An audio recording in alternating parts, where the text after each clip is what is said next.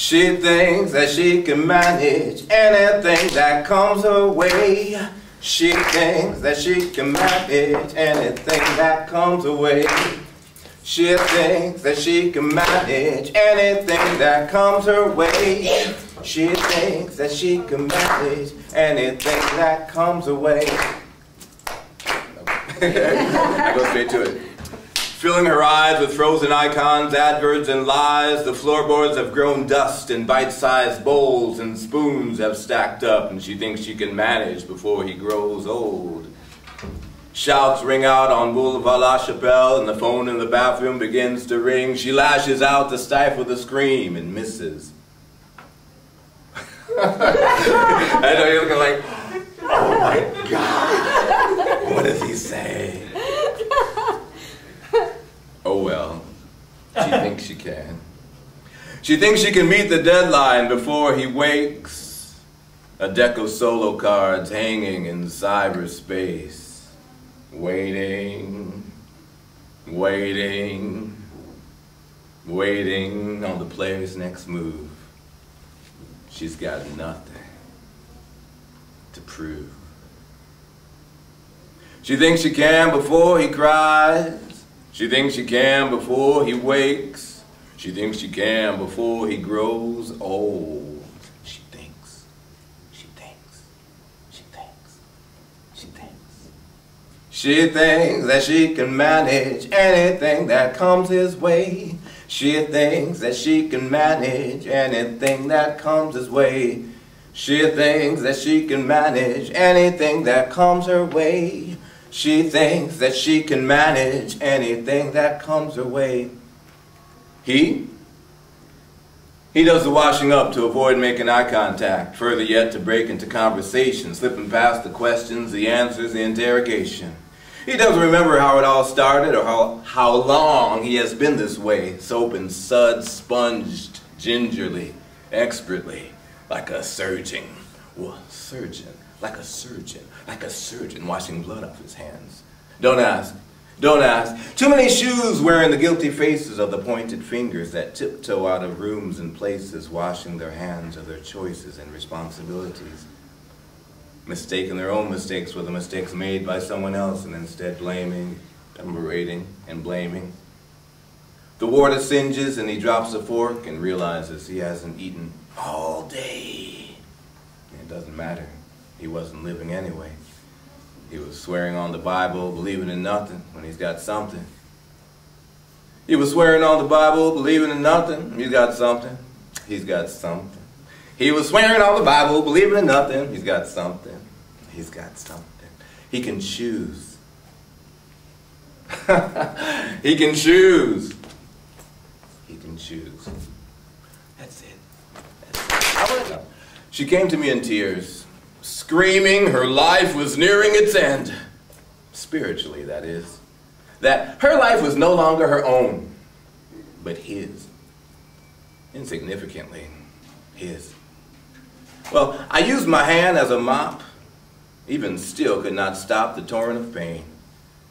And all I wanted right then and there was to see her happy again. So I held her close and spoke my heart. I knew things would be better, but where does one start? Be glad, I said. We've been blessed with the power to change as well as create. To take a seemingly hopeless situation and make it a source for something great. For our lives and our happiness and all of our relationships too. I can't tell you how to live your life, but the power that works for me lies in you. It's about taking responsibility, and this you must do. Tap into that power. Find the place within. Sincerely declare what it is you want from this, and let the mystic workings of life begin. Open your eyes, your mind, and breathe. Lock into the universe and receive. Act like it is. Know that it's so. Some things are worth fighting for. Ill feelings, let go. Faith is but an optimistic view. Boldly stare into the face of the brand new future. Undaunted. If you really want others to change, the change begins with you. It's about transforming reality. And this you must do. It's definitely not easy. It's easier to find others to blame. You can run and point around the solution. Still, the problem remains the same. All your life's experiences are for the perfection of your soul. We create as crazy as it seems, each and every one of them. Still, I feel you're well on your way to becoming whole. From this moment on, your life begins, and the battle's not won until you win, and the winds of adversity will continue to blow.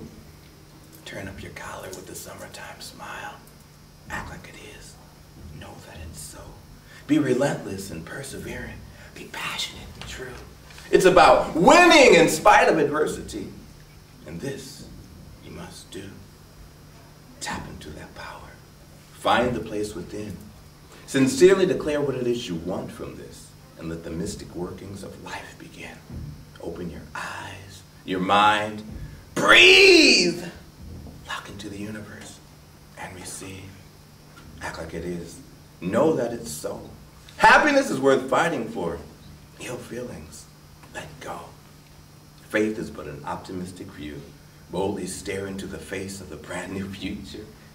Undaunted. If you really want others to change, the change begins with you. It's about winning in spite of adversity. And this you must do. And this you must do. Her tear-stained shirt no longer matched her eyes, but complemented the sun. From behind autumnal skies that earlier threatened us with rain. Amid her pain, her lips fixed themselves to smile once again. There was hope. Yes, like the promise of warmth of the sun. And just looking at her now, I knew she had won. Thank you.